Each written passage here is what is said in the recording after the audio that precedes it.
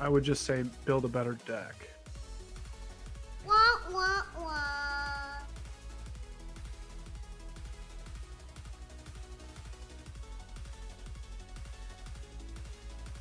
Buzz your girlfriend. Woof.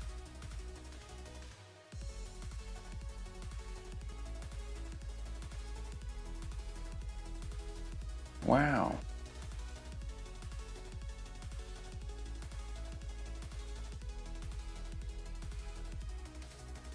Perhaps play a little game called Just a Tip. Just for a second, just to see how it feels. Or, ouch, ouch, you're on my hair.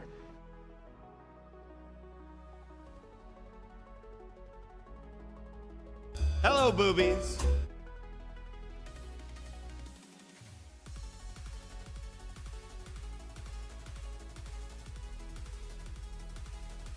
Oh, good for you.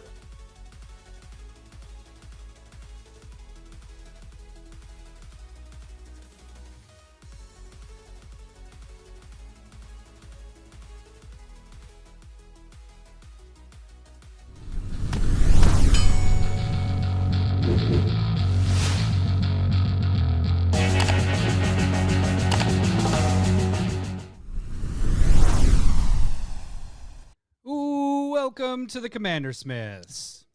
We are the CommanderSmiths. I'm Adam Smith. I'm Lowry Smith. Don't worry. We're cousins. Nice. This is episode 398, and it is not a secret layer episode. We thought it was going to be, but we were hoping it would be. Yeah, we had to think of a topic to figure this all out. But we are doing a repeat of a topic that we had. It's been like 3 years, so it's been a bit. Figured Adam would still be pumping his snake at the cat. I don't know what that means. I think it means that you were clearing a drain. I was yesterday. No, that was not. That was. I mean, masturbating too. I assume. Yeah. Do you do that after you clean the drain or before? Not when guests are there. That's a little odd. No, I don't think it is. Excuse me, I gotta go away baiting, just like from that. This is my place. I asked You're renting everywhere that I am not. I asked them if I could use the bathroom when they were there. I was just like, I mean, it is my house, but they're renting, so I felt like I had to. But no, that was actually, sure. I did it on Thursday with Tad came up because I need an extra hand. But then I got like a last minute booking, so I actually ended up having to go up there yesterday anyways to clean the place. So that's why we're on today, and we were hoping that we would maybe have the encyclopedia secret layer revealed, but no. But we do not. So instead, what are we doing, Larry? What is our episode? It's just we're doing Land's Blueprint. So we're talking about like our deck building strategies and what we like to have in our decks that are we're probably grouping 1 and 2 together. For me personally, 3 is its own thing, and then nobody, we don't have a lot of options at 4, and then you have your 5. I don't know if we're going to get into the 5, but I just kind of group them all together, the 2 to 5. I know they're different, but they are different. But I still the main stuff that I like to put in there is still the same, and then it's the utility stuff that comes in later. Yeah. Well, okay. That's what. I mean, we talked about this 5 minutes before. I mean, we didn't just like plan it 5 minutes before, but we talked about it 5 minutes before. So right. So are we just gonna say like duels 1, 2, 3, 4, 5? Well, no. Like anything applicable, obviously that's going in. Well, what do you mean? Duels is in every duel possible in a 5-color deck. Right. Every duel. Well, what do you mean? Every duel possible in a 3-color deck. Now, are we talking old school duels? Or are we talking? Yeah, like, that is what the name duels is applicable to, right? We have replacements too. Like, see, this is why we should have spent at least 10 minutes arguing about this before, not just 5. This is on me. I'm sorry. No, we'll get to it. We'll get to it. Okay, that's going to be pretty much. I mean, and then we have a tournament. We have tournament results, and I don't know anything about this. Well, let's get to that right now. Why don't we tournament? All right, let me get to there. Let's see. What's the tournament again? Drawing cards? Yes, draw. What are we doing again here? Yeah, the best draw card tournament. So, we had Ristic Study against Jessica's Will. So number 1 against number 8. Then we had number 6, Skull Clamp against Necropotence, which was number 13. Number 2, The One Ring, which that should have been 1. Like, think about it. The One Ring, 1, it fits. Like, why didn't you pick that? But I'm glad you didn't, because I got it. Sure. That was against Mystic Remora, and that's number 10. And then we had number 12, Bolus of Citadel against number 14, Black Market. Okay, so I think how I did this was the lower ones went last. So we're going to see. Do you want me to close my eyes and then you can just check? No, I'm pretty sure this first one should be Bolus's Citadel against Black Market Connections. Where do you think that went? That's kind of cool. What? Did you take a gummy before you got on here? I wish. No. Save that for the 420 episode. Do I feel a little off topic? Is that what's going on? No, you did this. You're like, that looks kind of cool. That should absolutely. Well, yeah, it's like those sunglasses glasses, from the 80s 80s. parties, Yeah. and then when you start moving it back and forth, you're like, ooh, that's kind of. You are high right now. All right, so Black Market Connections against Bolus's Citadel. Where do you think this one shook out? Bolus's Citadel blows it out. It's over. Because it's a combo card kind of type of thing, or No, just because it's straight better. Even you with get so many cards off of it. Even with the 3 pips on it, the 3 black. Yeah. All right. Yeah. All right. Well, sir, you are wrong because 76% of the people voted for Bolus's Citadel. So you're just kidding. Just kidding. It's so funny. So Bolus's Citadel moves on. Then we had Skull Clamp. So number 11, Skull Clamp, going against your number 13, Necropotence. So no matter what, you have something in the semifinals. Yay. What do you think won there? Was that one both yours? Nope. Citadel yeah, and the Connections? Other, yep, these two are Okay, mine. Yep, great. evens are All right, mine, so- odds are yours. Skull Clamp versus Necropotence. I mean, this one's a lot closer just because like Necropotence is better, but it's harder to play. And Skull Clamp is easier to play and it's more readily available and still not necessarily cheap. I'm gonna say Skull Clamp takes this one, but it's close-ish, like 55-45, 60-40. I think you saw this beforehand because you're right, 57% to Skull Clamp. So Skull I Clamp. didn't see that one. I just know what the people want. You're good with that. You're good, you. Then we had the One Ring. So that was number 2, going against Mystic Remora, number 10. So both of mine as well. So Yeah. Well, the One Ring wins this at a 70-80% clip. man, you're on 72% for the One Ring. You're getting your numbers right. We're not doing Savant tonight, are we? No, well, you're not drinking because then it would help, right? It would help right there. I don't know if it does or not. Okay, so then our last matchup is number 1, Heuristic Study, going against number 8, Jessica's Will. So this one is a me against you. I had Jessica's Will, and you had Heuristic Study. Where do you think this one went? I mean, Heuristic, even after the cast, we had people talking about how the talk about Heuristic potentially getting banned, and then the articles were kind of coming out. So do you think Heuristic is too good, or do you think that I mean, I've seen enough people hate on Jessica's Will as well. Like both of those cards are super good. I think this one's really close as well, and I'm not sure who the winner is, but I would say it's a 55-45, 60-40 split. And I got to pick one here. I'm going to say Heuristic Study just because it's blue and people like blue. and it's your card. And it's my card. Yeah, there you How go. about that? Actually, this one was the biggest blowout with 81% of the votes, and that does go to Heuristic Study. So Heuristic What? blew out Jessica's Will. Was that its biggest? No, the Yeah. Heuristic beat Trouble in Pairs 84%. So I was going to say, yeah, this one wasn't as bad. So there's an Urza's for life. I dig that. Wow. Thank you, Tad. Okay, so our matchups for this week is going to be Heuristic Study. So you have no matter what one in the final. We both, no matter what, have one in the finals. So So we have like, yes, you're facing yourself and I'm facing myself. yes. So Interesting. Heuristic Study, which is number 1, against your number 11 Skull Clamp. Okay. Where do you think that goes? I think So Ristic Study showed out a lot stronger than I anticipated against Jessica's Will. I think Ristic takes this, and maybe even strongly if I'm trying to read into this. Chad, be nice to Chris. He's my friend. Nope, I got him. He Get the deserves fuck to out, be here. Chris. He has a place at the table. Get the fuck out, Chris. Get the fuck out with your team force. We don't need this fighting here in the I got to give Tad his from you. Get the fuck out. Just love your voice on that. I'm glad I was able to clip that up.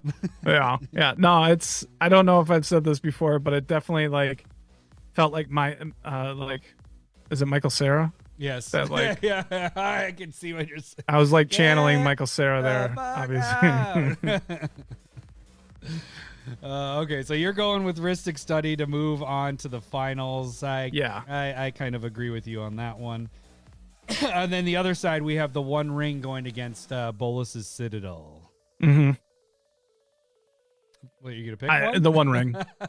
You just Yeah, I think our 1 and 2 is just gonna get there. You know? Yeah. So, all right, night there, Chris. Thank you for jumping in and saying stupid stuff. Intelligent Forest Walk stuff. Hashtag Team Forest Walk. Get the fuck. Yeah, I think it's those two. I think it's gonna be tough after that. Well, then we just should have started with 1 and 2 and just skipped this whole damn tournament. A tournament of 2. Yeah. Have we had a 1 versus 2 in a tournament? I don't think so. we have. So this could be that time. So the voting should go up tomorrow. So for both of them, I think I'll do both of them. Maybe I'll just have the one tomorrow and I'll have the other one go on Thursday. So you guys, we get some light shining on them there a little bit. So make sure you guys get on the YouTubes. And really, I might as well do the plugs now. So that's one way you guys can support us. If you are watching this video right now, please hit that like button. If you aren't subscribed to the channel, please do so. That is the free way to support us, and that'll allow you to vote. You can vote without being subscribed, but it's easier for you to see it. I'll tell you that from my. We should lie and say you have to subscribe. The only way you can to vote. Yeah, is absolutely. But I will say, if you are subscribed to the channel, whenever we post a message or do a poll, it shows up in your feed. So that is very helpful. So that's the free way to support us. The financial way to support us is jump on the Discord. $1 gets you in the Discord, and that's all you really need right now. If you just, money's tight across the board for everybody right now, including myself. But get in the Discord because we don't have Twitter. I mean, we did X, but we got rid of it. Yeah, so that's really our way of communicating with people is on the Discord. Thank you, Scott, for thumbs up in this video. If we get 5 thumbs up right now, Adam will stop instantly. I don't see that they thumbs up it like that. It doesn't pop up on my thing that they thumbs up. All right, you got to lie to us in the chat and say that you thumbs up. 5 different people. So I just and stopped. we already have Scott, so 4 at this point, and then we can move on. All right, let's see if I get my tags in. So the financial way is $1 gets you in the Discord. $5 gets you proxies each month if you so choose. If you get higher in the Discord, you can get proxies like this little guy, VV, right here. Mr. Whittem, I forgot to send you an email. Shoot me an email. I need your address to make sure I'm sending your winnings for stumping Lowry last week. I almost did Wascally Rabbit talk there. Lowy last week. And take a shot. No, I'm not taking a shot for thumbs up. Not tonight. Sorry. Okay, so that's financial way. The other way is you guys, they're in the link below. Is my eBay account, which is where you guys can get the link to our merch, which is really the big guy is the Yeti cups. These are freaking awesome. You can get those there. And we have metal tokens and all that stuff. So we have 2. Okay, I'm going to finish this up. No one's going to get it done. Let's see. Is there any other ways you guys can support us? We don't have the raffles up yet. Tad does have a $15 one for the next raffle. I just haven't had time to get that going. Oh, yes. And just want to say thank you, Robocop, for sending in the fell down a third path. Anybody who has lost to me in Stump the Smith Savant, you can always send in a card. You can even just send in a land saying what card it is and sign it. But I like my trophies, so I appreciate you, look Robocop. at his wall down below. Those are all that. I have mine over there. I didn't get a special one from Robocop that time. I'm sad. I'm just kidding. You're the stumper. Or the Stumpy or Stumpette or whatever it is. I don't know what that would be. I agree. The stumpist. All right, if you're not a part You're of, the stumpist.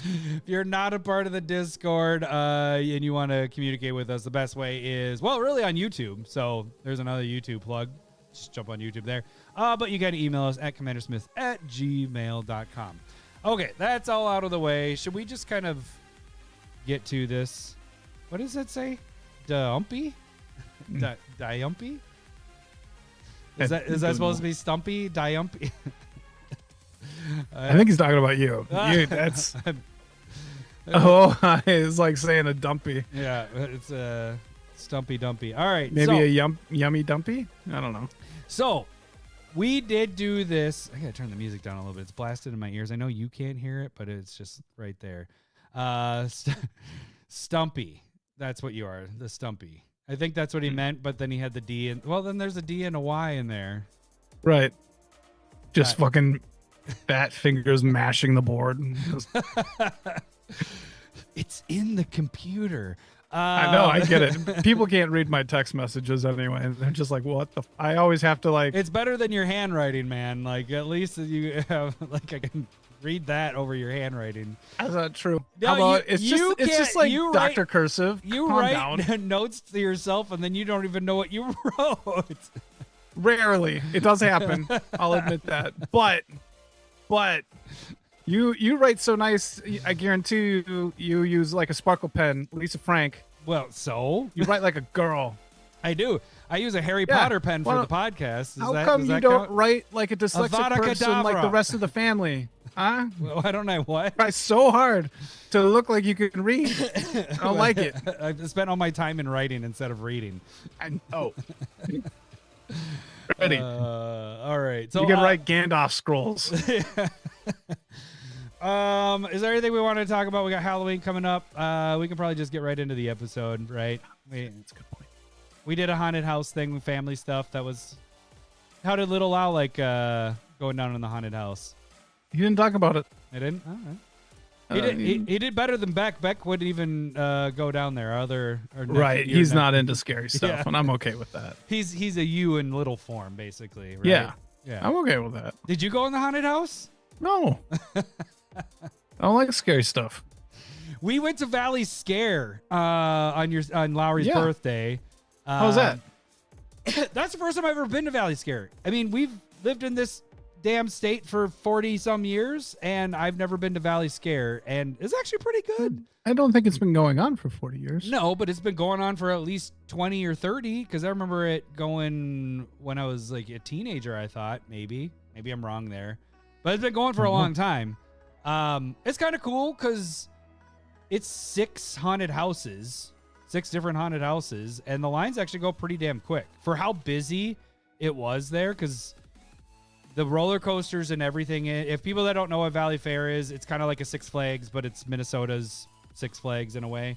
It's pretty big. It's been there since we were kids. And they've just expanded. Actually, they're expanding again. So there's construction, whatever. The coolest one was actually the first one we went in. They what they do is they have like these arrows, and they're like, all right, you got to go this way to go to the haunted house. And so we walked down this path. Do you remember where the old timey cars used to be, where you could drive those? Remember they were towards the front? Do you remember those? Like you could drive it, and it just like is on a track. They still have those, but they're over by Steel Venom, so it's on the other side of the park. But in where they used to have them, they turned that into a haunted house area. And so we started walking down this path, and then the path like turns, but then it also goes straight. And we're like, well, people in front of us had turned to go down it. And so we went down it, and we came to a haunted house, but it was only like 100 yards long. Like it wasn't that long. I was just like, well, this is kind of lame. I was like, if this is what all the haunted houses are going to be, this is going to suck. Long story longer, then we moved further on in the park, and we found the other haunted houses. They were inside and all that. And I was like, well, these are really cool. You have to wait in line, and then it's actually a good haunted house. So then my aunt, who we were with, she was like, well, that first one, we went the wrong way. We should have kept going straight to go to the beginning of the line. And we're like, all right, let's go back to that one after we finished all the others. Dude, that one was 3 haunted houses. So we missed 90%, 95% of the haunted house. So it went from one haunted house to another, like you got done and got in another line, and then like they all led into each other. It was really cool. I actually thoroughly enjoyed it. And then you heard all the fucking our kids' elementary school talk the entire time. Bros and 6'7" and like all that fucking talk came out. It was just like, okay, okay, because they're scared. They're getting scared, and so you could see it. Their reaction to like not sound scared is to talk tough guy, but their tough guy is bros. Like everything's bro. God, I can't stand bro, but everything's bro. But yeah, it was a good time. So yeah. Quick question. So are there like any scary things that can follow you around in the path outside of the haunted houses? Okay, that's kind of I do like that part. They have scare areas. So they like have these red. Do they call it scarias? That'd be good if they did. I don't remember. There's a term for it. No. Cool story. Hello, Boo. Okay. I don't have that You're button. just hitting all those buttons. Oh, I do. Hold on. No. She can't even. I don't have it. No. Which button are you looking for?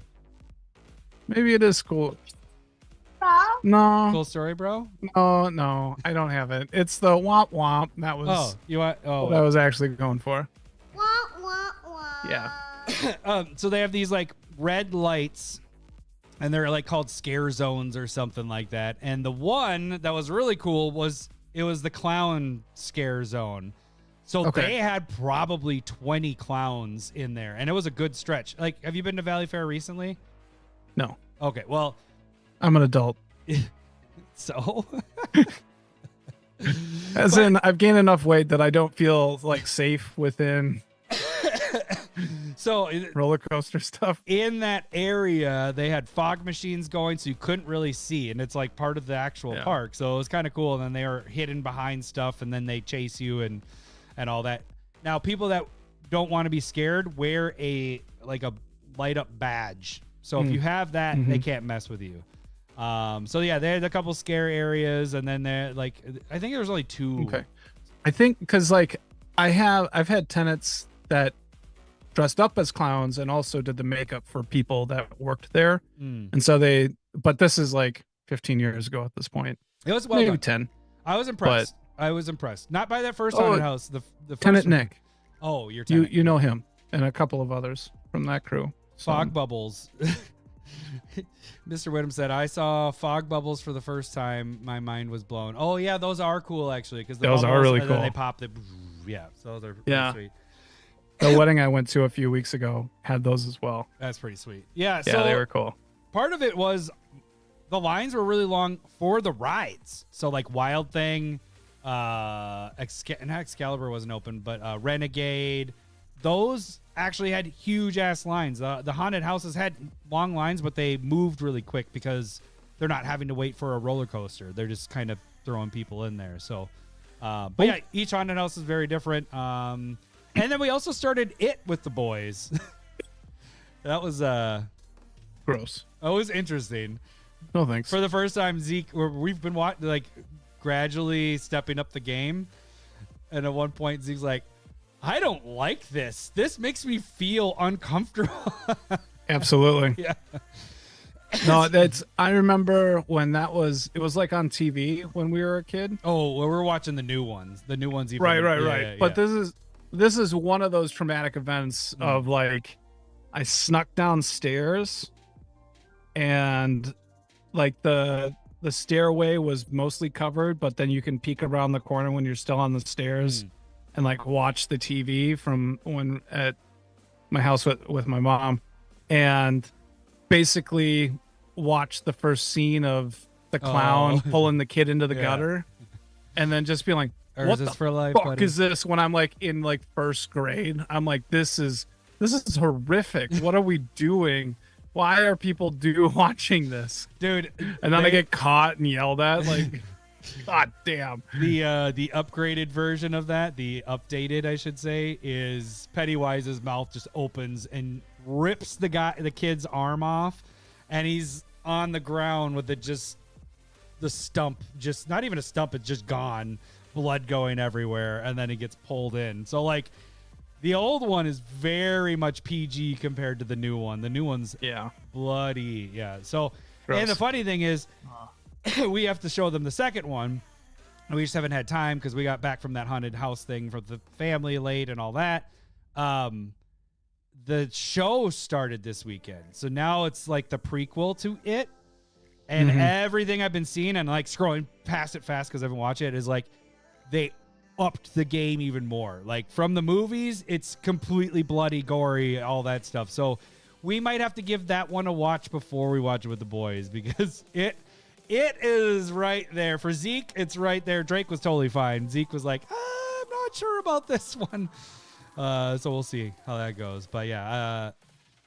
I can't remember. So Ouija, I watched the second It only one time. So I can't remember everything that happens in that one. So I think our plan is actually to watch it on Thursday. And then, yeah, wait, is there magic here? Okay, yes, we should probably get to this. Sorry. All right. The magic of scary. I did get over to all this stuff. All right, let's get He's to just magic. filling time. We got a short segment here. Yeah, we do have a short one. Yeah, now it turned into we didn't need to, we were going to try to stretch this out a little bit, but we just talk. That's With just like what actual happened. content. Yeah. And then, nope. But I had forgotten that we didn't talk about all that stuff. All right, let's get to this. Thanks for getting us back on track there, Scott. All right, so we're doing we're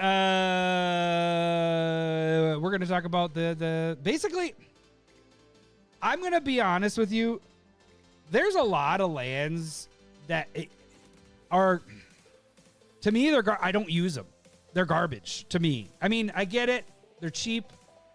But there are a lot of these dual land stuff, like the check lands or there's just some of, like, there's no point in using them because I have my base of what I use for my lands.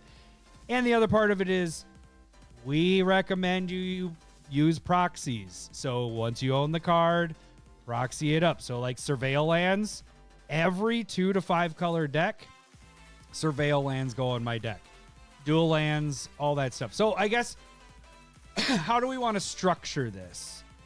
Do we want to kind of just go through? I think we go through the main ones, like I was saying at the beginning, and just going, okay, of course we're playing duels. It doesn't go in 1 color decks. How many are putting in 2 color decks? Definitely every 2 color that can go in. You got it. Every 3 color that you can, you do it. Every 4 and 5. Like if you have duels, you play them anywhere that you can. Yes. Is that what we're saying? Yes. Duels and to go hand in hand with it is fetches for me. So like you need the fetches. Like fetches, 2 plus colors, fetches also in every single deck. So and that's where I think we can get a little bit different because like you can in 2 color you can only have 1 duel, but fetch lands are colorless, and then they can go. You can fit every fetch land applicable into a 2 color deck, or even a 1 color deck if you wanted. I did look at. I'm assuming we don't do that. Right. I was looking at my black what is it? What's her name? Braids deck. I have 5 fetches in that one. I'm like, why am I playing fetches in this? I know it's to filter down my land, but I don't really need to have those in there. I could replace those with utility land. So for me, at this point, as soon as it's 2 colors, I'm a 5 fetch guy. Like, yeah. I may go up to 7 if I'm in a 5 color deck, but your slots really narrow down when you get to 5 colors. So I guess how I always start is duels, depending on how many colors, 2 to 5, for color wise. And then it goes, shocks. I might almost put surveil lands over shocks for me because I have access to the duels. So if I have a choice with my fetches, if I need it untapped this turn, I go for a duel. If I don't, I go for a surveil land. You know what I'm saying? So shocks end up being something I don't go after very often. Like there's just there's other options. So for me, it goes duels, surveil lands, shock lands. And so if I get to a 5 color, shock lands might start getting thinner because you can't think about that. 10 duels, 10 shocks, 10 surveil lands. You're at 30 cards right there. You add your 5 fetches in and now you're done. You know, so it's like you got to kind of thin things out. Plus you want to add in triomes. So I start adding triomes in obviously at 3 color, 3 and 4 color, and 5 color. You're jumping around. You're not even letting me talk. Okay, sorry. Go ahead. Just jump in. Sorry. Just like fetch wise, like I definitely do like I do 5 for my 2 colors. I do, you know, the one that works. So if it's a red white deck, I do Arid Mesa, and then I do 1 red fetch and 1 white fetch. Right. And then I'll play Fabled Passage and Prismatic Vista. So I'll use those 5 because number one, so I like, you know, you go after the duels, you get your fetch, like you're saying, those kind of things.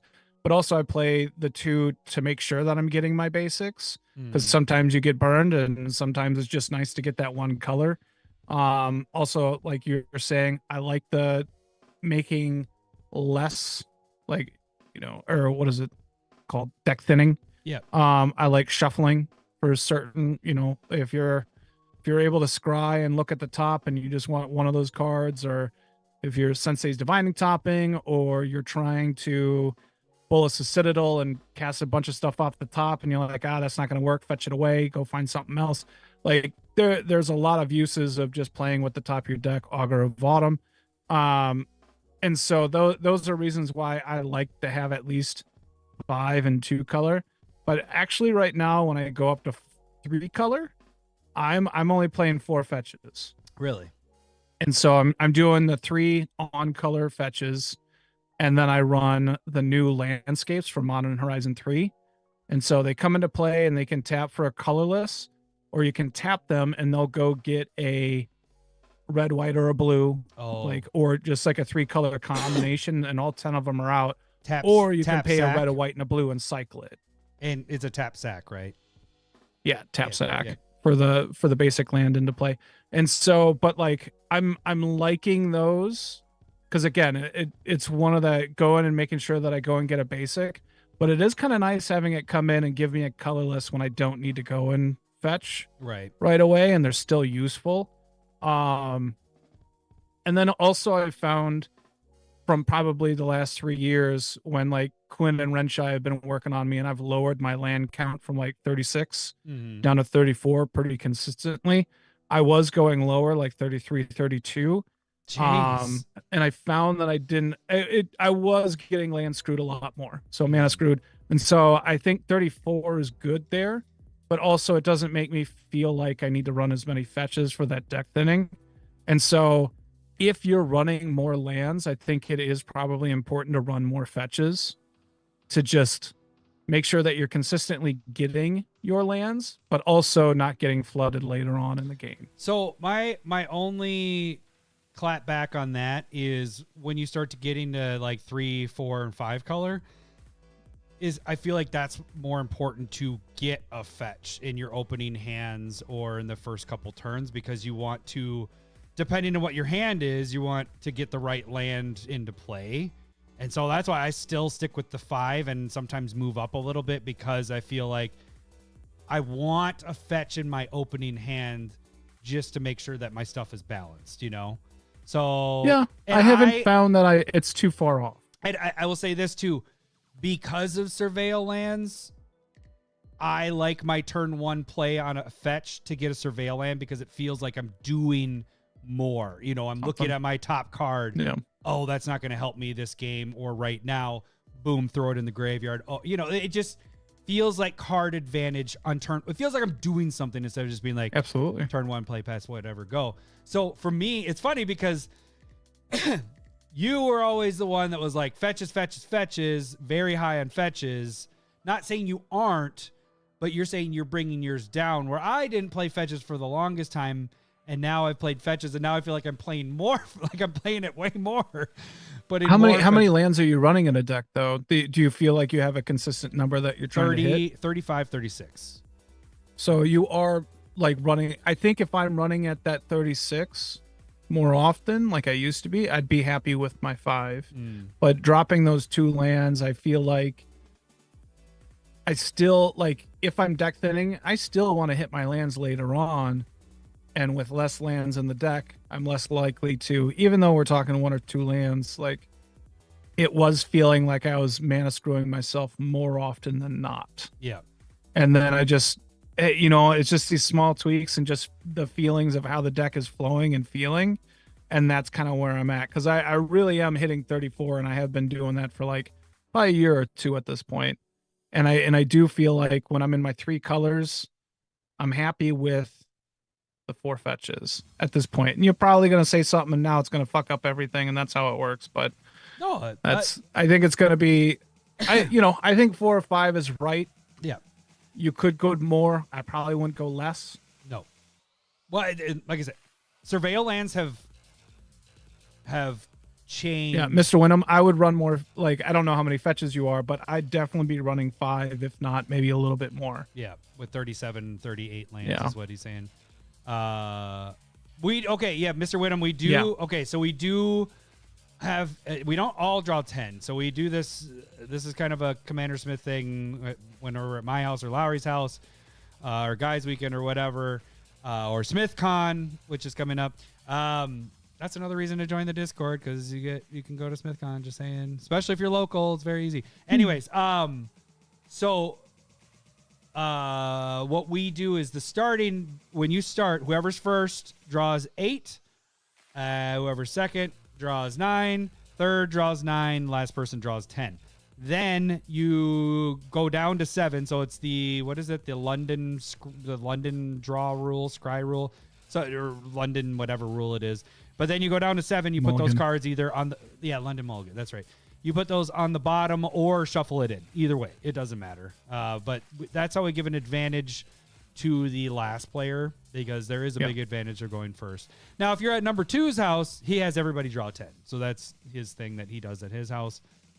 We like to give some sort of advantage to the last player. We felt like that helps a bit. Right, because it does allow you to make sure that you're more consistent at having 2 or 3 lands in your hand as well. And so, but I can see running that 37, 38 to make sure that you have enough starting lands in your hand to start a game out. That is pretty important. That's a really good point. Crazy what RoboCop just said there. An EDH, he's at 34, 35. CEDH, he's at 28, 29, which yeah, crazy. For sure. They have a lot lower land count because they have a lot more rituals, fast mana, stuff like that. And so it makes sense because they're just trying to cast spells, and Lotus Petal's ridiculous in that. But for us, when the games can go a little bit longer, it's not as good. Yeah. So that fetches. We shocks, play them if you got them. Yeah. And we both agree surveil lands, play them if you got them. If they work in there. I do not play surveils in everything just because I'm too lazy to make enough. I have the proxies, man. I know proxies. You do, but I need to make them and print them out and stuff like that. And so the replacements essentially are scry lands when I don't. So that's what I was going to add is some of the duels. Like if you don't have some of these cards, some of the replacements, battle bond lands, which you can't fetch those out, but those are good. I do you not use that in a 2-color deck? Nope. You don't. What do you use in a 2-color deck? I just told you all of them. You just run fetches, shocks, duels, and fetches, and basic lands, and any random utility that we won't be going. Yeah. Huh. And then I'll have about eight basics in a 2-color deck. You're talking about those 4 to I guess 5, 6, 7, 8 lands. Because when we get into the colors, like let's just go through that really quick since we're kind of talking about it. If you're in a green deck, you're playing Beseju, you're playing Yavimaya, Cradle of Growth. There's quite a few other ones that come into play, either tapped or do something else as part of a utility. In blue, you have Atwara, you have Minimo, School of whatever that one is. Black, you have Bajukabog, Urborg. White, you have Minas Tirith, and red is just crap. So if you're in red, so what I'm saying is right, but because you're running 38 lands, but that's my point. It's No, I'm not like playing 38. I'm normally like 30, like I said, 35, 36. Yeah, 36. 35 to 6. Yeah. So it ends up being, and I should pull up one of my 2-color decks, but I fill it out with utility stuff. So, there's a ton.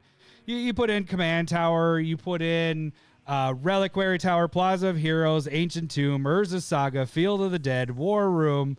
Like there's so many that I end up adding in there in a 2-color, and with the fetches and everything in there, I can fix what I need for casting stuff. So you play the battle bond. I haven't put a battle bond land in for a long time. Yeah, I mean, like in my 2-color decks, I'll run everything that you're kind of saying that you don't run.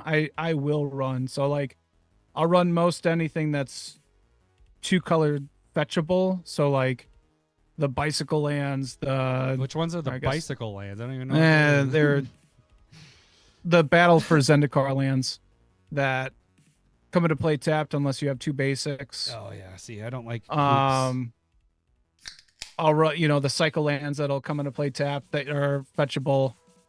They're I run the gamut of most of the 2-color cards in a 2-color deck, but I'm very short of it in a 3-color deck. Like I don't run any of those for sure. Because in a 3-color deck, you're running 3 duels, 3 surveil, 3 shock, 4 fetches, and that's half your land right there. And then you have basics. I'm normally running like that 8 to 10 range most of the time. It's just 9. And that right there puts me at 25. Yeah, so there's that's what I room just for like 10 utility. I just counted 3-color. I just counted. Well, in 2-color, I just counted with the cards that I play in almost every single deck. There's 25. That's before like adding in Cavern of Souls if I did that, but I don't even do that as much anymore because there's enough other options. Yeah, but you don't run Field of Dreams or you mean Field of Dead. No, I have in been every because deck. I've been starting to because I made the proxy. Once I made the proxy, now it's like, okay. And I will say that gets in more. Actually, it fits in 1-color decks because like I played it in my. For sure. It's a really good like card. But it's just not something that I would put in every deck because it would make things like it's a token producer, it's zombies, and then after that I wouldn't really. It's not really on theme for a lot of things. Yeah, but it's a land, so it helps you with a blocker or an attacker. If you're playing a fetch late game and you have Field of the Dead, you're getting 2/2/2s out, so it's kind of nice that way. I'm not saying it's bad. I'm just saying it feels like a themed card rather than a every deck card. No, and that's the thing is I've been starting to add it to decks because I made the proxy this year. So, I haven't even, to be honest with you, I haven't even been able to really get a 2/2 zombie off of it yet because that's how new it is for me to be in decks. It's not. I don't retro. I don't go back and put them in, I don't go, okay, now every deck needs it. Now it's when I'm building, I'm like, does it fit in here? But yeah, I'd love to do battle bond lands, but I end up, because I like the proxy that I have for that, because it's the stained glass one or whatever. Yeah. But it doesn't end up fitting in decks because I find too many other things. I think I would probably play Scry lands over the battle bond lands because, again, I like being able to get a card advantage by playing the land. So sure. I do think there's an amount of ETB tapped lands that I'm willing to play, and that's probably around 4 to 6. I haven't really broken it down, but bounce like there's lands. enough times where you do bounce lands. I have bounce lands in 2 colors, yes. Or if I have like Zamon and Dina where I want land into my hand or a landfall thing going on. Yeah, for sure. So I guess like maybe we just try and run down that bit right there of just like, let's try and like utility land stuff that you would add in. So like, yeah, I would call them fixers. Like to me, utility is like doing something other than fixing, and then fixers are something that are beyond utility. They're doing those own thing. So you don't play the cycle lands at all, or like the cycle fetchables. No. And I understand that. but that is something that I'll play in a 2-color deck. And we're do you just play the flip lands at all? We're just specifically talking 2-color deck right now, right? Yeah. Let's just do that because you're saying basically you don't play any of them, and then we might as well just debate them as we're going. I got a bunch of them. Okay. So like the flip lands that can be chosen red and or black, or nope. You don't play that. I'll nope. play that in a 2-color deck. Let's see what else is there. Do you like the filter lands at all from like Eventide or anything? Those I would play occasionally, like those occasionally, because that's the one where it's colorless or tapping one whatever the color that produces combination of the colors. Yeah. So yeah, I'll play that, but I won't play the bad version of the filter land from Odyssey, where it's like paying 1, tap it, and it'll give you a red and a blue. Yeah. Like those I don't think are good enough. Yeah. But the ones where you can pay a red or a blue hybrid, tap to give you a blue, blue, or red, that is a lot better. Yeah. In my opinion. So a little bit of a difference there. Bippity boppity boo. Let's see here. What else? Are you just looking at EDH Rec right now of their land? No, stuff? I'm looking at the stuff that I had. We already talked about bounce lands there. Battle Bond lands would be the ones that I want to play more, and I would play Battle Bond lands over the filter ones if like. Yeah, to choose. no, I'm cool with the Battle Bond lands. I like the Innistrad lands, not necessarily the check ones. I'll play the check ones in 2-color decks though too. But we have the ones that come into play if you have like 2 or more lands untapped. Nope. You know, I'll play those. But I won't play the reverse ones where like they come into play untapped if it's your first or second one. The first one from Scars of Mirrodin, those are not good enough for us, I don't think. Yeah. So what ends up happening is with a 2-color deck, like I said, the 25, which includes the utility lands that we haven't really talked about. I ran through them really quick, but haven't talked about. But then you get into this color specific. So if you're playing a green deck, you add in these other ones. So there's just things that it ends up adding up that I don't end up playing a lot of there's the any color cards, too. Like I mentioned, but Cavern of Souls. I don't play that. Like I mentioned, I don't play that as much anymore like I used to because we don't have people that counter as much. Right. But I mean, you're also not like a tribal deck by any means. Like it helps with your commander, but like the rest of your stuff is just a colorless spell. Yeah. And so like that's why I don't like it. And along with that, we don't have a lot of counter spells in our deal. But like, let's go back to Reliquary Tower. You're saying that you add that into every deck pretty much? Well, because think of how we play. We are very draw heavy. We don't do counterspell stuff. We don't, do the tutor stuff. So a lot of our decks are to draw a lot of cards. So Reliquary Tower makes it in there just to make sure. And a lot of times my rock is in there too with the whatchamacallit. Thought Vessel?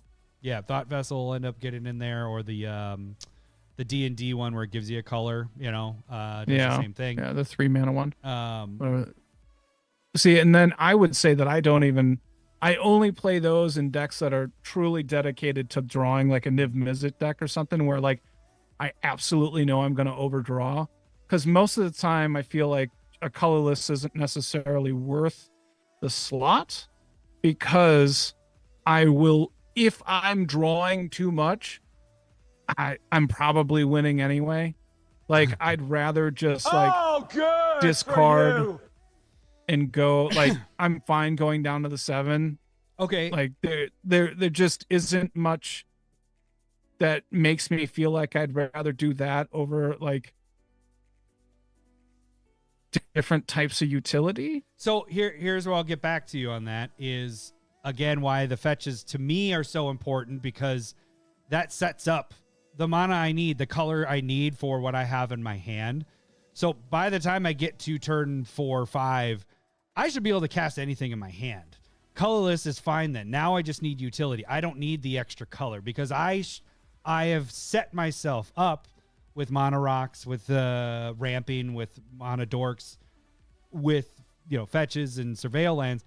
I'm fine to get something that Reliquary Tower. I will say, because of my deck, most of my decks have a way of not just drawing a couple cards. It's a lot of times drawing my hand gets fucking huge. When I goldfish it, I have something in there to make not just like one thing. It's just how I build them. Oh, good for me is to draw a lot of cards. And that happens more often than not. So those actually come into play a lot more. And in games, you know, not just goldfishing. I end up having that a lot where I'm like, oh, thank goodness I have this out. So I wonder one thing that we potentially could be very different on when it comes to this kind of thing too is like he wrote you'll draw a lot of cards, but when you're playing a spell, you're playing 1 or 2 on a turn, and they're going to be more powerful than what I'm doing. But when I'm like, I'll draw maybe not as many cards as you, but I'm going to play like 2 to 4 in a turn. And so I'm using the spells in my hand maybe a little bit more so they don't build up in my hand.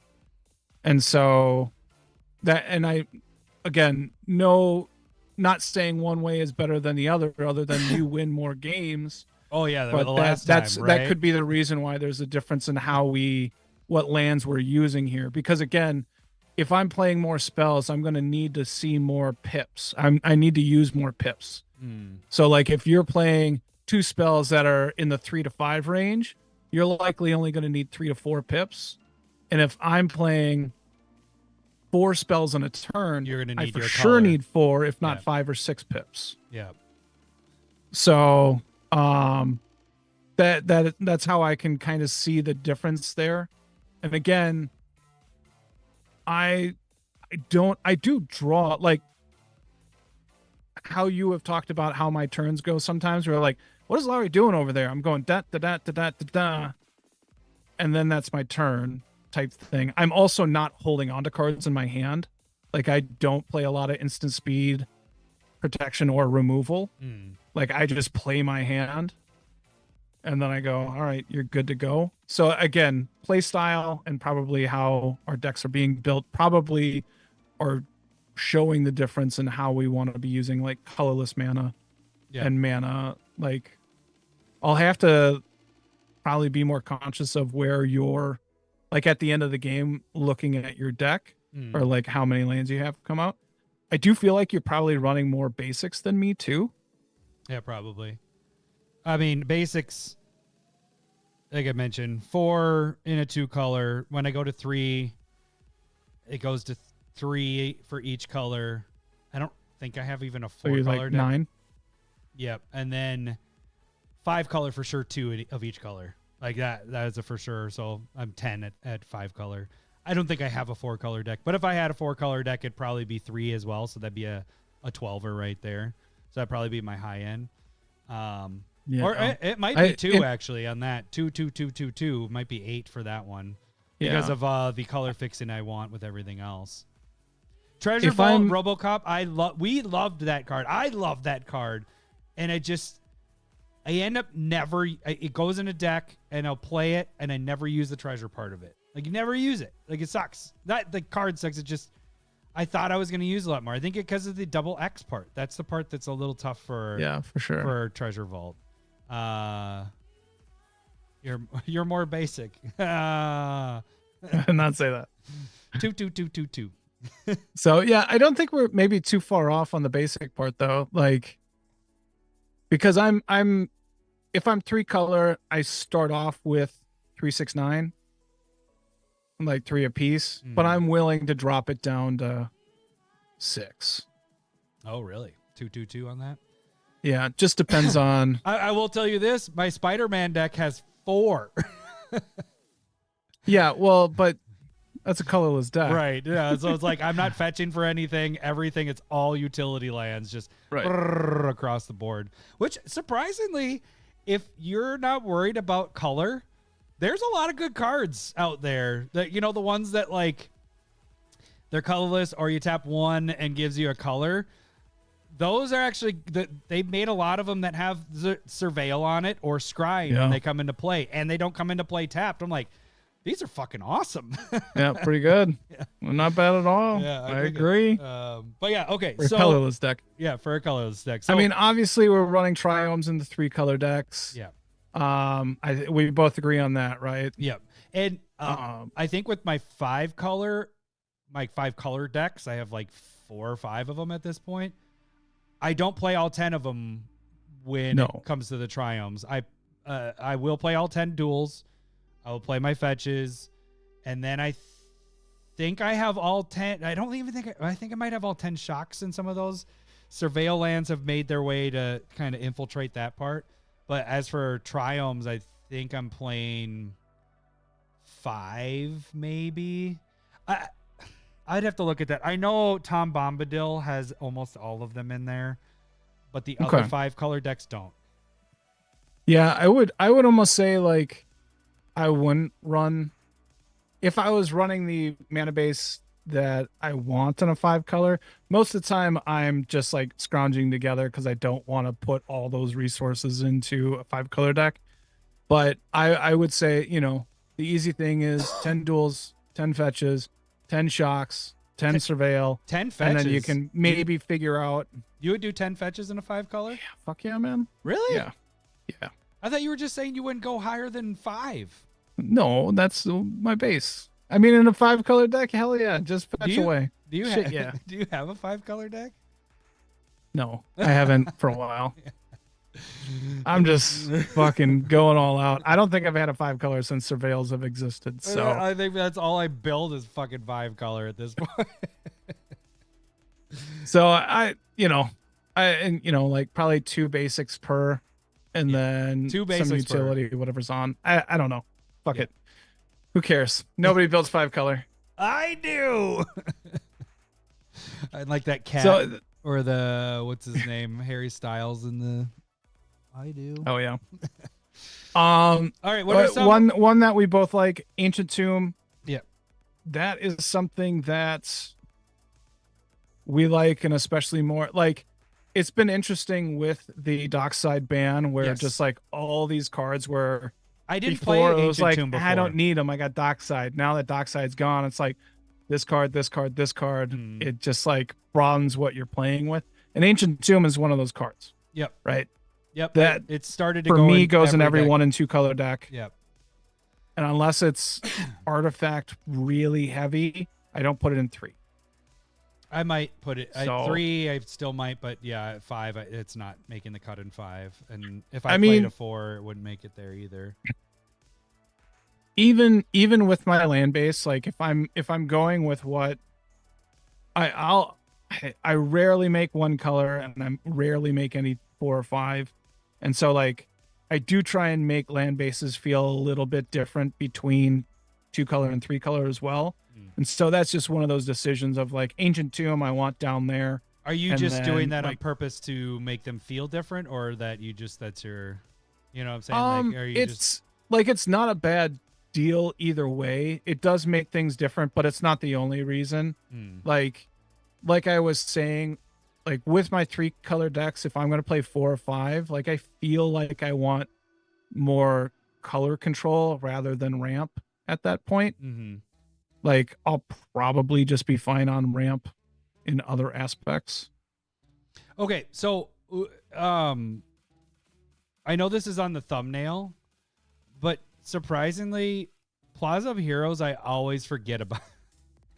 Like when I'm building the deck, like in the new deck I just built, like I got my land base of like things or whatever, and then I was like, fucking A, I forgot about Plaza of Heroes. So Plaza of Heroes for me should go in every single deck almost, but I always forget it in the initial build. Like, and then when I'm finalizing things is when I remember. I'm like, oh, I'm going to get rid of a basic so I can fit this in there or whatever. Yeah. But Plaza is it should fit every deck, you know, like it's your commander's colors to get your commander out. And then when your commander's out, then it can tap for anything. And then it's protection.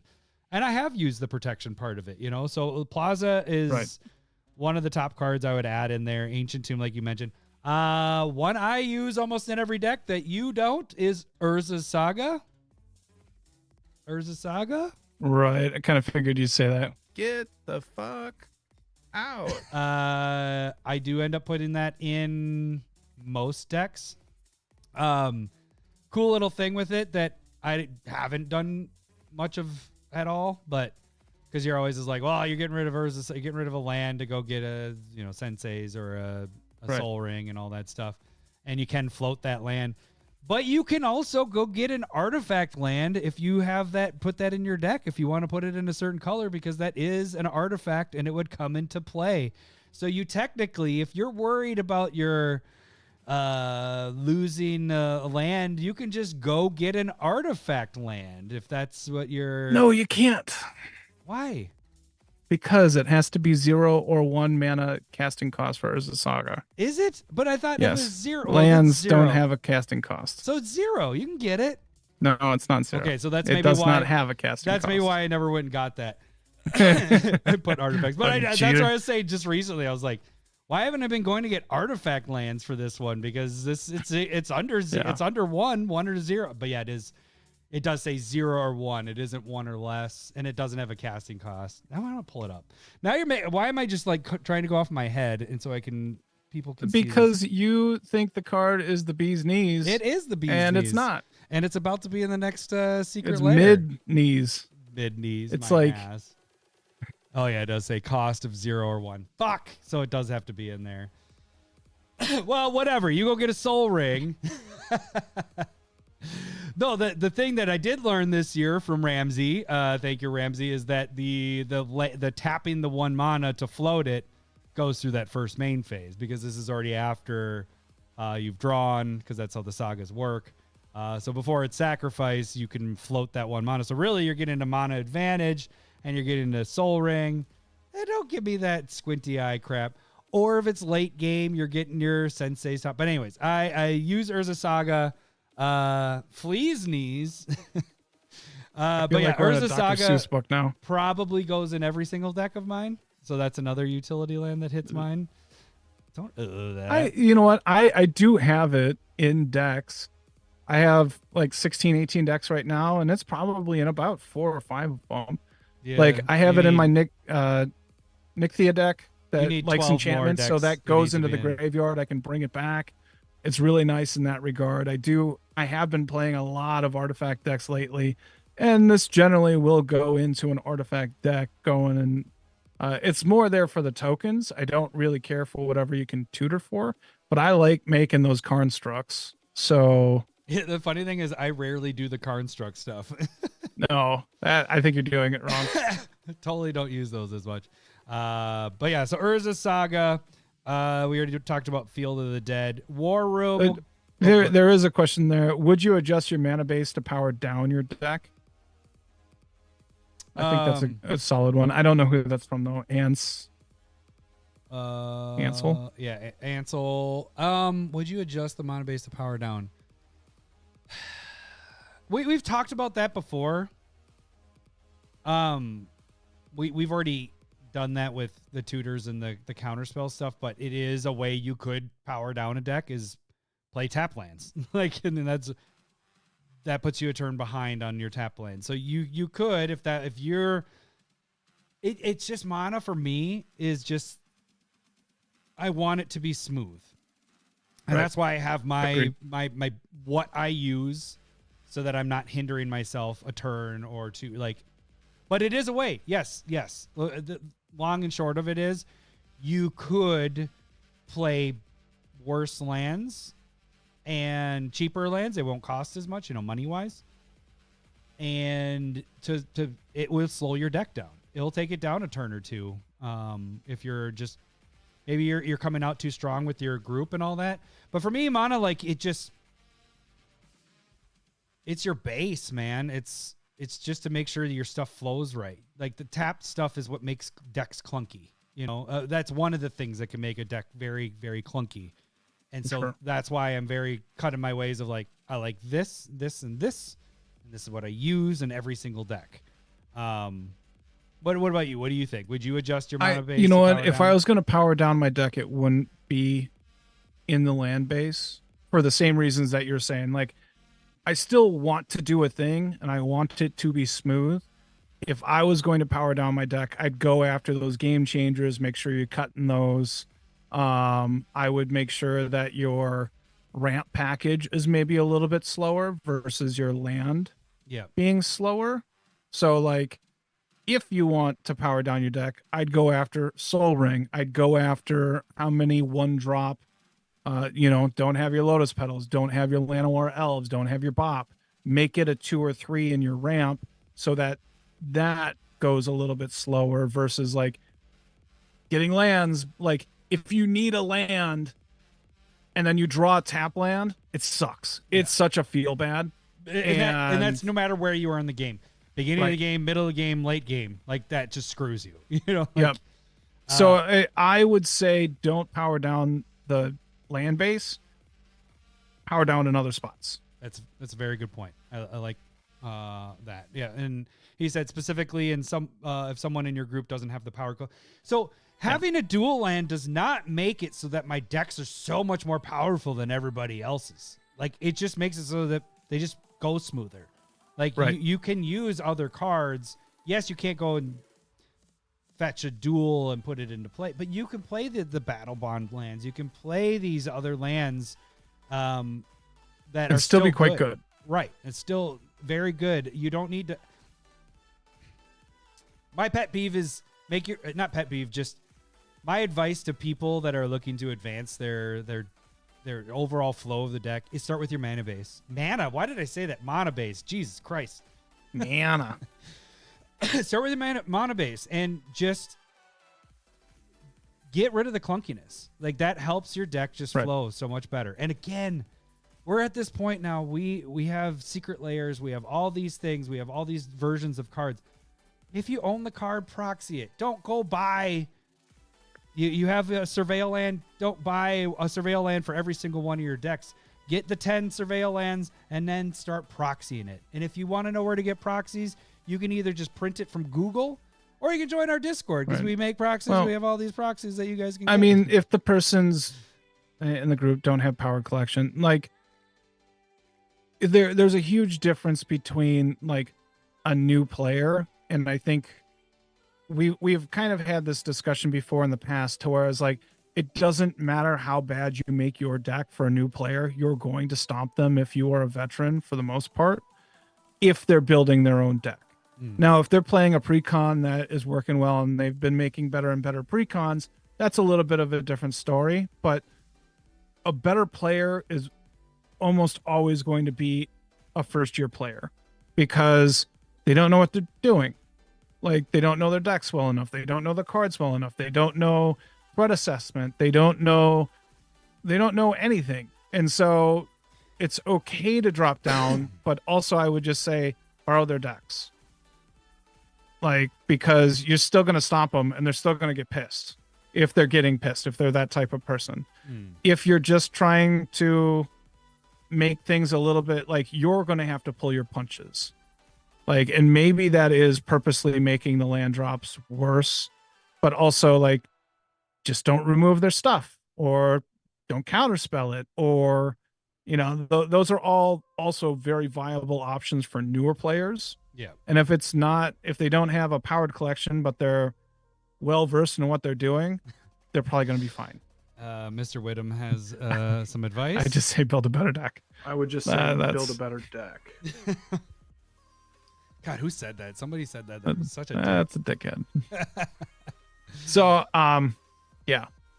I think that's addressing that. You like Urza Saga. I do think it works. I like it in artifact decks, but it's not an every deck kind of thing for me. What? Like, how many? If you're putting this in a deck, how many targets do you want with it? That's a fair question. I think normally 3. 3? Only 3? Yeah. So Soul Ring, Sensei's top, and then one other. But normally I have more. I'm just saying I want at least 3.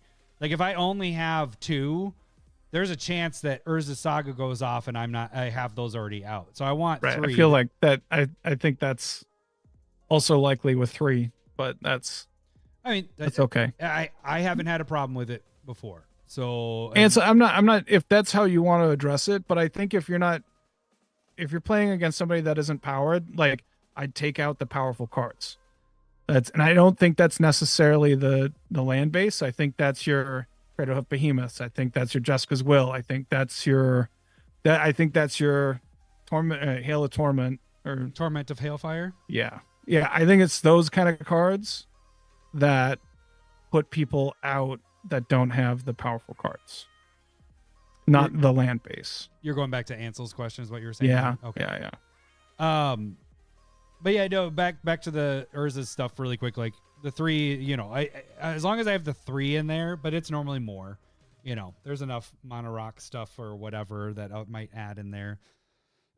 But I want a minimum of 3. So, okay, and I know you were very big on this one when it came out, and I'm not sure. I feel like your tone has changed on this. But what do you feel about War Room? How often do you put War Room in decks, and how many colors? Fucking fantastic in my colorless Spider-Man deck. Yeah. Not losing any life is pretty good. But yeah, okay. So paying the 3 is not anything special for it, if that makes sense. Like I think it's just I'll put it in 1 and 2 color decks. I pretty much don't put it in 3 colors. Yeah, it's pretty much where I had it. Was War Room was around 1 to 2. 1 to 2. Like I think there's other cards out there, like a Bonder's Enclave. I like that one a lot. I probably play that more because just especially if the commander has 4+ toughness, like you can just, it's the same thing without the pain. Oh, we pull it up just so we can have it on. You're also just drawing that card. Yeah, that one. Yeah, so it's just pay 3, tap, draw a card if you have a creature of power 4 or greater. Like that, I like that one probably a little bit more. So you've leaned towards Bonders instead of War Room, because you were all about War Room for a while there. Yeah, and I don't hate it, but it's probably just that distinction between like, how do I make things different? And playing War Room in 1 and 2 color decks is fine. Bonder's Enclave is like, if the commander's 4+, I can run it in there. I don't even always do that, but like if it is, that's likely going to be going in there in that replacement. The one that I probably run in way too many decks is Gaia Reach Sanitarium. Yeah, you do love that one. I love that one. Is it quite a bit? GEA? What is it? IER? GEAIER? No, there's no A. IER. Gaia's Reach. Let's see if it gets it. Nope. I'll just do Reach. If my fingers weren't freaking Reach. No, and I was about to write around. What is it? Gaia's Sanitarium. Sanitarium. There we go. I was like, what is it? There we go.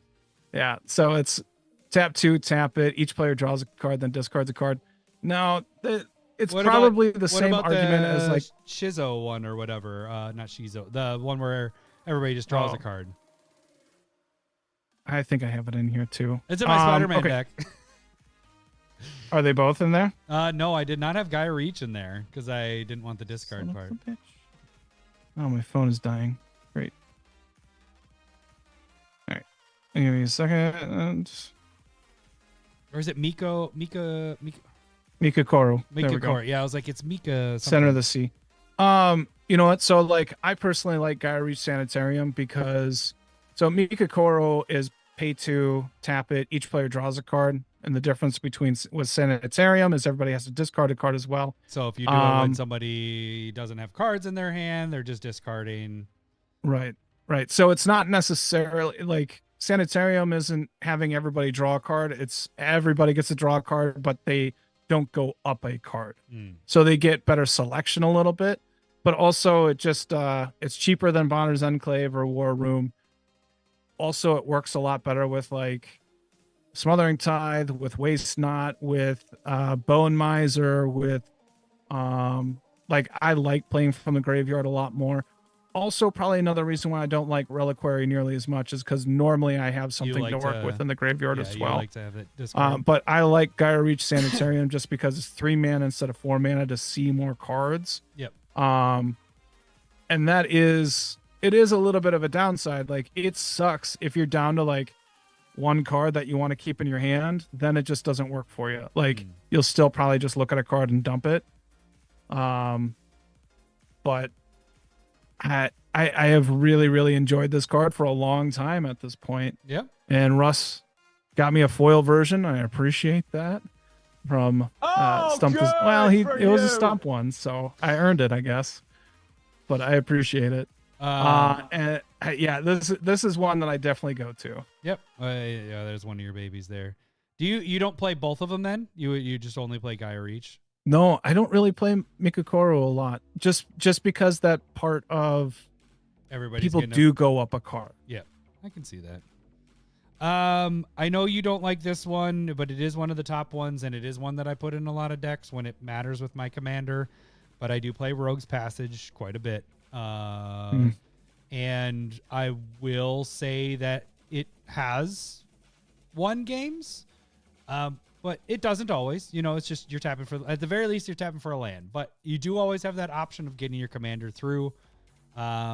And I've lost games against people that have the same thing. You notice when somebody has that out. If my deck is, the only time it doesn't go in a deck is if my commander is not, or my creatures in the deck, or the deck is not attack base focused. If there's any attack base, that's the point of the deck, then it's in there.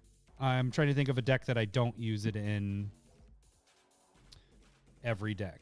Every deck I'd say I'm the complete opposite. I might have it in one deck.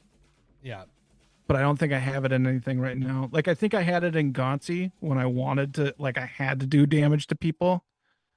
But other than that, I haven't care. Ooh. Yeah. I like Keswick Wolf Run, but that was probably, it's not for every deck. Yeah, it's a 2-color. And so that we're kind of debating on what we run in every deck. Not necessarily good cards.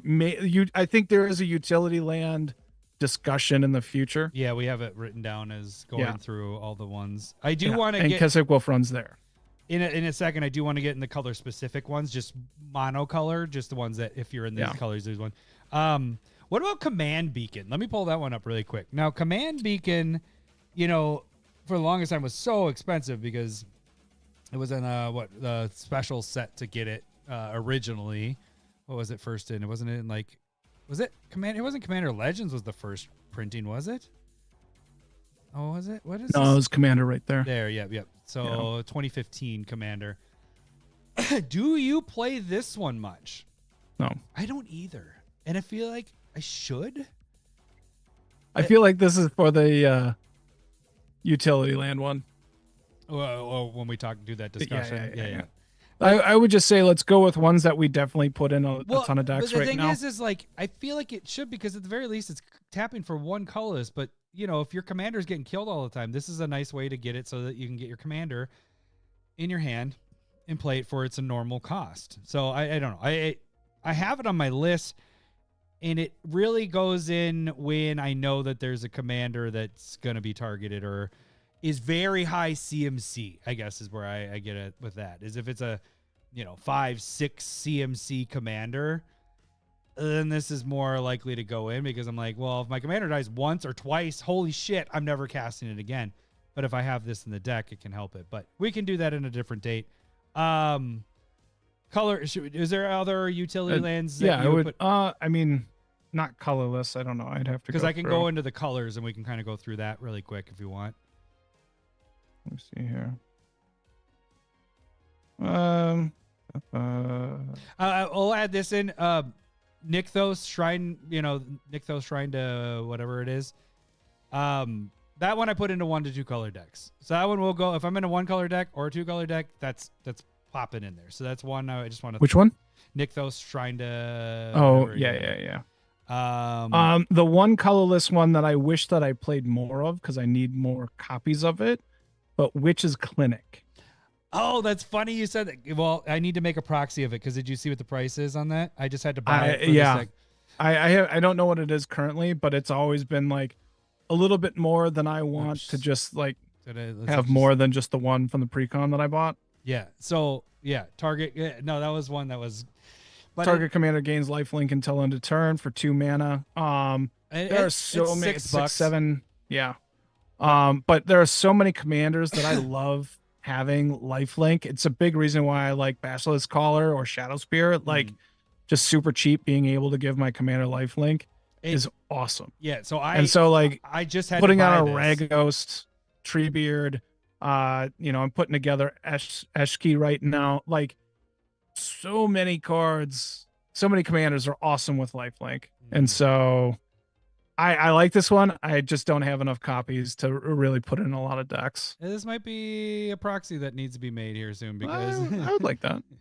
Because like I said, I just bought it because I didn't buy the commander decks for this, so I didn't get this one.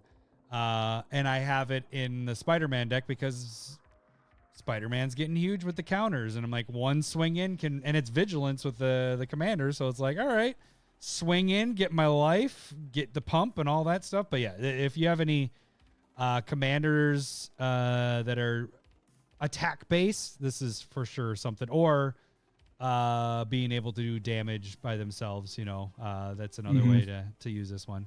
Okay, is there any other ones on colorless stuff that you want? No, not in colorless. Okay, so let's move into colors. Like if you're in a 1, 2, 3, 4, 5 color deck, these are the things that I would add in, and I want to hear what you would add into your deck. So first off, let's start with our favorite color, green.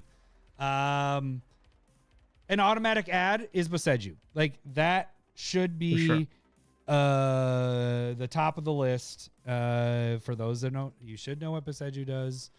But it has the channel, the best channel. Like, it's the one that does the best ability of removal, the easiest to do it, where the other ones are more difficult, because channel is, it costs 1 less to activate for each legendary creature out. So even if you don't have a legendary creature out, this is 2. And it isn't casting, it's just discarding it. So there is no way of counterspelling this bad boy with a normal counterspell and all that. So you just discard it, destroy target artifact, enchantment, non-basic land, and opponent controls. They search the library for a land with a basic land type. So, and then they put it on the battlefield.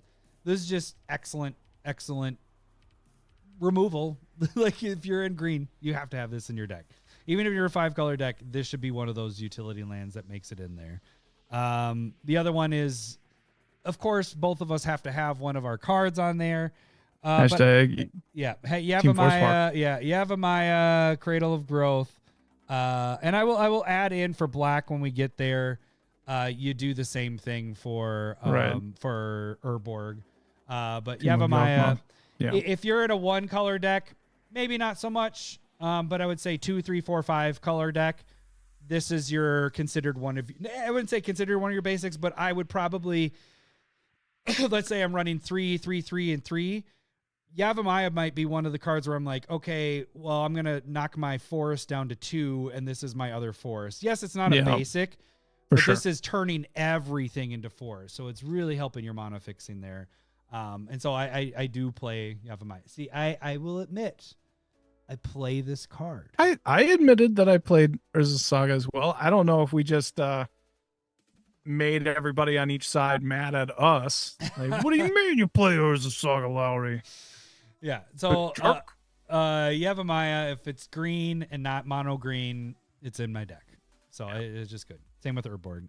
Was there others that you want to add in? I know we have those were the 2 that I was thinking as well. Okay, because I know like the Shire has one, but those, I don't think I would put in every deck, So these are the 2. I think that's in the utility land discussion. Okay.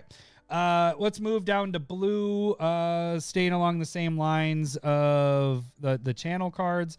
But I also think Atawara, I always spell this one Soaring wrong. City. Yeah, Atawara, I think that one, bouncing something, like, you get me every time with it. It pisses me off, but yeah. So the bouncing, again, this one's a little more expensive. Like I mentioned with Boseiju, they made Boseiju so good. This one costs 4, but it's 1 less for each legendary, and then you discard it and return target artifact, creature, enchantment, or planeswalker to its owner's hand. So this is a great card. So if you're playing blue, it should be in there no matter what. Minimo, you agree with Minimo? Because yes. tapping your, okay. So Minimo. And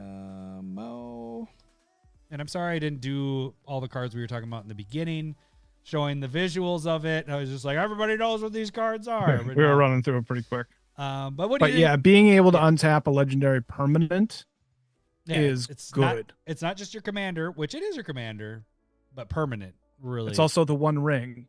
It's also That's a very good point. Guy's Cradle. Yeah. It's There's it can get real nasty real quick. Yeah. It just depends on how mean you are. Yeah. So, and doesn't have a downfall. But just being able to put it like, I love it on like Zimone and Dina. I really liked it. I liked it in my Convoke deck. It is definitely something that I put in a lot of my blue decks. Any commander that taps to do something, or if you're an attacking commander, boom, untap it. So it just helps you with the block in there. Do you have any other blues? I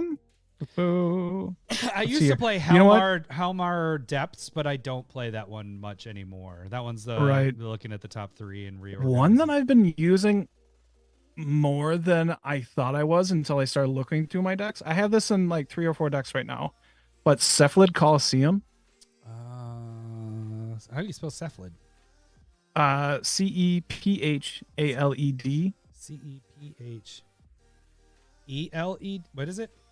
Whoops. ALID.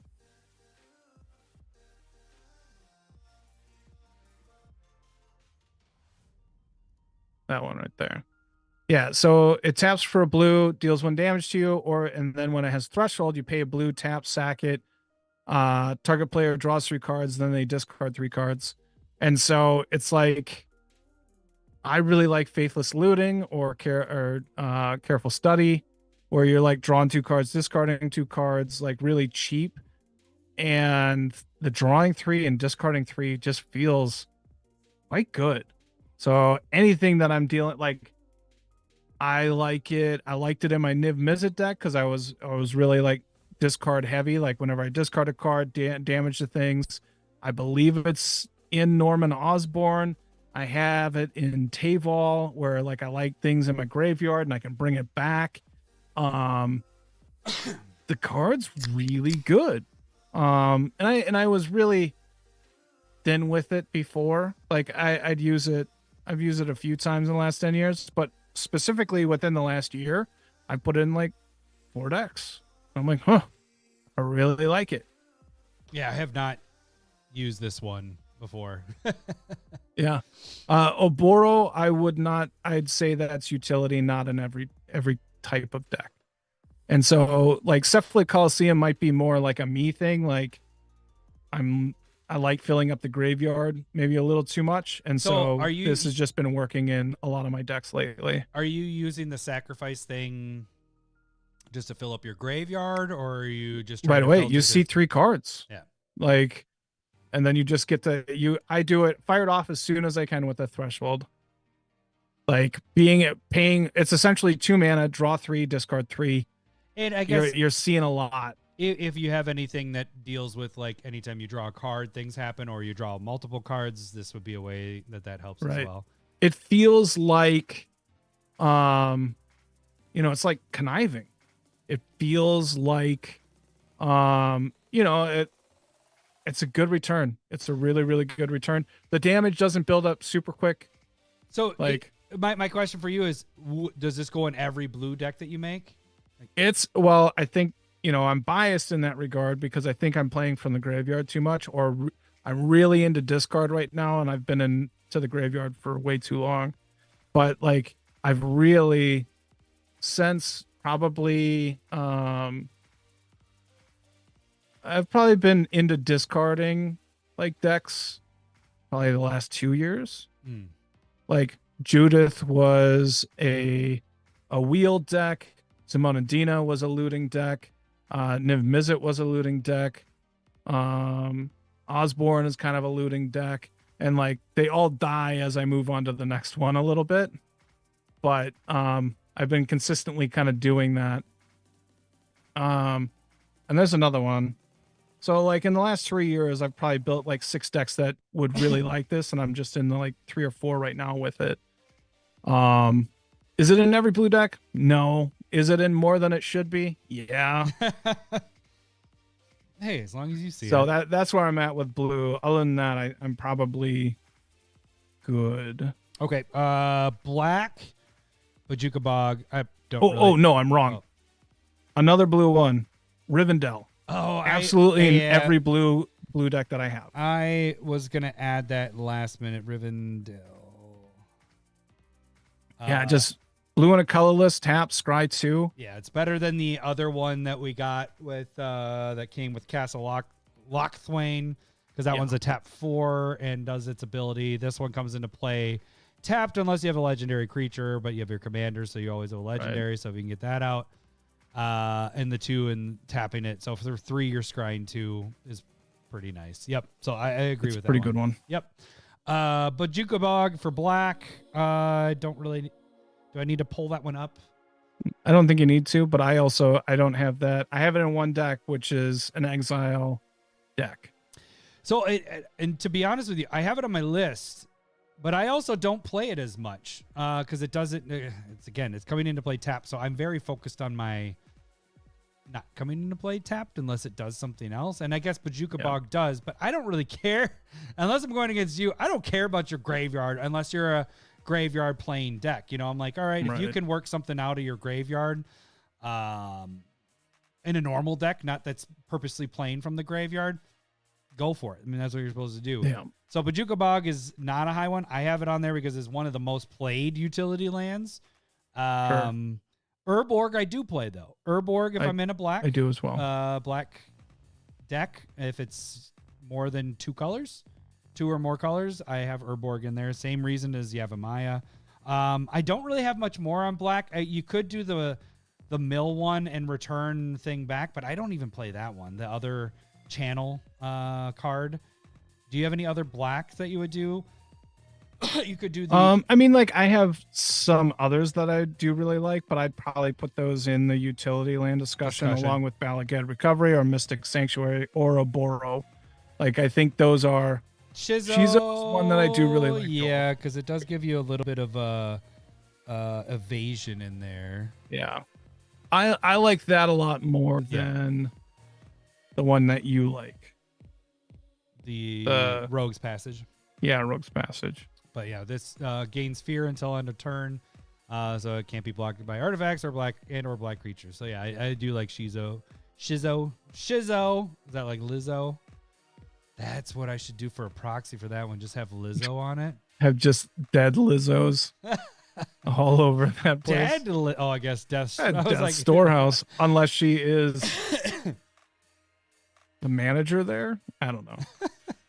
Wah, wah, wah. Here you go. I don't know what any of this is. Do you have any other black then? No. Okay. And then white, I really just have Minas Tirith for my white on that. Minas Tirith. I use this a lot. Minas Tirith, if I'm in attack, if I'm a creature deck, which you're white, a lot of times that is, and you're making creatures, you just have to attack with 2 or more creatures, and then you tap 2 and draw. It's pretty damn simple. Diabetes, Mr. Window. Saying that for Shizzo, for Lizzo. She's lost a lot of weight. I think that's why. Do you use Minas Tirith and I do. I kind of wish that I had more of them. There's a proxy of it, just saying. Isn't it only like a $2 or $3 card at this point? Is it? No. 5. Like 4 or 5, I guess. All right. Go $2 higher. Double it. Fine. Double it and cut it in half. White cards. Yeah, I agree. That's about the only one that's really absolutely in the white discussion of everything. Why food great when you on a diet? Oh, why is food great on? Food's always great. I see you. But yeah, Minas Tirith, and then we go to red, and there's none. I don't like unless you're getting specific, unless you're doing like Valakut, but then you're specifically red. No, yeah, I don't do Valakut. The one that I would put forward for red would be Mines of Moria, even though I like it a lot less than I want to. I want to like it a lot, but I don't. Right. Exile 3 cards from your graveyard, I guess, but that's a 4, and then tapping it, so you're putting 5 in to get 2 treasures. It's too much. It's still not a bad card. Like, it comes into play untapped most of the time. Sing Lizzo's song. H to the Izzo. No, that's you're doing Jay-Z. Me to the Izzy. It's I do Hobo. my head back, talk my dad. Fine as hell. I don't know. Yeah, no, I think you're right. We might get in trouble. She's from Minnesota, Yeah. so we she should probably know she more. isn't from Minnesota. She did her first record, produced or sang it at the Minnesota whatever. So she lived. She's not from Minnesota. Not from Minnesota. Oh, even though she has the Vikings song and or Vikings give us. yeah, Vikings. that's why. Yeah. What's his name's knees went bad. Dalvin Cooks. But yeah, so I agree. This is probably the only red one that I would add in there, but I don't even ever. I use it. I put it in a lot of decks, but I don't use it in a game very much. If that makes sense. That's a lot of mana. That's a lot to put in to get 2 treasures. Now 3 treasures, you might get me a little bit, but again, you're also liking your graveyard full. I don't necessarily have my graveyard full of that many cards because my stuff stays alive. 3 cards is a lot, and 5 mana. Yeah. Like, yep. Okay, so I don't really have anything else. And again, remember you're like, hey, if we need to stretch things, I don't even think I needed to stretch things. I think we kind of stretched it with all this extra stuff here. Like these were utilities. We got to have a little bit of discussion that was there. So like, we really like fetches, duels, shocks, and surveil lands. Scry lands as a replacement a little bit. Yeah. You're not playing any other duels really, unless they're on theme. Yeah, and maybe. I'm curious if I want to pull up Moxfield really quick. I don't want to extend this too much longer as we're at 1 hour and 35, but I do want to see. Okay. Hard part is I can't see how many colors. All right, so that helps me. It doesn't help you guys. So there's your Wolverines, a 2-color. Lowry makes so many fucking decks. It's insane. Renma. Let's check out Renma. Yeah, Renma. All right, boom. I'm curious. Okay, so Renma. Let's get down to the lands. Soup. Can I make this bigger so you guys can see it better? Oh, that doesn't help you guys at all. All right. Okay, so lands. Doop. So there's my duels. Oh, I do have. Oh, this is not a good. This doesn't count. Nope, because I'm using dual like 2 kind of lands. So I have artifact lands because then I get Renma's trigger. So that isn't really going to help much. Trying to see if there's anything abnormal. Yeah, there's a lot of abnormalities. All right, so that doesn't help. That does not help. Let's see. Storm is a 3-color, right? So that Storm one. is 3-color. Black Panther. Here we go. Black Panther's one. This is gonna be different too because I do have man lands with Black Panther because that's okay. So Blink. I think we're learning that Adam just adds Guy's Cradle into every green deck, and that makes a ton of sense. But you're a dickhead for it. You're trying to act nicer because you're like, I didn't have this in the every deck for green section, but it's definitely in the 2 decks that we're checking out. 3 Tree City I would add in if you're playing a tribal. Right, but I put that in a utility deck. Yeah. Like it's much more specific to tribal. This one doesn't help either. Karn's Bastion does go in a lot of decks because I do play a lot of the counter stuff. Yeah. So this one doesn't help either. Let me just see one more. Let's see if we can find another 2-color. Igra. Oh, I heard a pop. So I almost thought I was there. Almost made it to the end and I thought it popped. All right. Rowan. Oh, so I guess I could check Will. Where is Will? Will is white, blue, Life of Will. Let's check out Will. Will might be different too. I guess what it is again, what I do. You go deep on the theme? I go in the themes. So I got my base, and then it's theme-wise. It's like, okay, which lands make sense for the theme that's happening? So let's see what we got here. So we got a bounce land. We got, there's Ancient Tomb. I do have, the white one that does the 4 damage. There's a cycle. I said I don't, but there's a cycle land right there. Liar. Minimum. You got 12 basics in there, though. Yep, 6 and 6. Prairie Stream. Oh, and there's a Battle Bond one. But this one's 2 years old at this point, right? Sky. I think you were just lying. This all makes sense to me. What is this one? Sky Cloud Expanse. Yeah, that's the one I was talking about that I don't like. It's the pay 1, tap, and it'll get you a blue and a white. The funny thing is like when I built this for the stream, I don't think it's the same as what, because these aren't in there. When I'm playing the deck, I don't think this is in there. I think conveniently don't draw them. Replaced them. You know, like there isn't a surveil land in here because this is before surveil lands. So you know what I'm saying? Like this, I think sometimes what ends up happening is maybe I do the stream, and then when I'm actually putting the physical cards together, I end up going, oh, I missed this land. I don't go back necessarily to edit the deck because I've already done the stream, and I'm like, this is what I talked about on the stream. So I think my physical deck that's back there has it lands different, just so my point is right and yours is wrong. So that's what I want to make sure. Convenient. Convenient. When because you're like, on these other two, they're very heavy on theme. I think that's what happened. Right, and then you find one that isn't. And then you're like, no. It's more on theme now. I don't know. Look how many basics I played. I have 12 basics. I mean, that does fit in the 8 to 12. Yeah, that's ridiculous. But it fits within your blueprint of what you were talking about. Is there another? I would go in that regard. I would go likely just 4 and 4. Yeah. So I'm really just like 8 or 9 basics in a deck for the most part.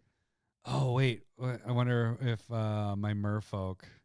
Where is? I think she? you already passed it. Did I? It'll be blue green. There. Exploring. Oh at yeah. the top. Exploring Merfolk Mayhem. I like to do stupid names for the decks. All right, let's see what we got here.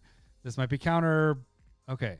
Sabrina Pool, Boseju Cavern, Command Tower. There's 5 and one. 6. You like that 12 for sure. There's a check land. There's one right there. I did a Mosswort Bridge. Path of wild. But this one I'll put in tribal with Path of Ancestry because then that makes sense there. There's a battle bond land. Yeah. And then there's the temple unclaimed because of the tribe, and that's it. Okay. So I guess I did have one in there, right? That was check land or something. Yeah. Yeah. And the battle bond land. Yeah. Yeah. Like Reliquary Tower makes sense in this deck. For sure. You know what it might be too, and I'm not like, I mean, being shown that I'm wrong on live, is that lately I've been not just doing 2-color decks. It's been a lot of 3, because like Storm and all that stuff, and then 5 and all that. So I think that's why in my head I'm like, oh, 2-color. No, I don't do that because I haven't built one for a little bit. So at this point, it's been a little bit. Yeah, 3 colors. It definitely like the dual shocks, fetches, surveils takes up. You run out of room. Deck. Yeah, exactly. Yep. So and then with your basics, you're 2/3 of the way done. Yeah, for sure. Totally agree. Yeah, and I mean, I guess my most recent too was the Black Panther. So that's a manland heavy thing. Everything else has been different. So. All right, we got to end this because we know how to talk. That's what we do. Let us know what you guys play in the comments. I want to know what we missed. What are your staples that you put in every single deck? Do you guys go with what we were talking about? If you don't have the duels, what do you do in different? There's plenty of options out there. That's kind of the nice thing. They keep the surveil lands is one of the best things they've added in the last couple of years. Sure. I feel like that's a good replacement for those duels. But just curious what you guys use for your multicolor decks and your utility lands and stuff like that. So if you guys can let us know, because I want to maybe check those out as well. Because Larry showed me a card that I don't use, the blue one, and maybe I'll start. Although you really like playing from the graveyard, so maybe that's more of the point. I do. So, all right, gang. That should do it for this week. We will catch you guys next week. Thanks for listening. See ya. Bye. I love boobs, I'm talking tatas. I love boobs, I'm bunkers for honkers. I love boobs, thanks for the memories. I love boobs. Hey, Meat Force.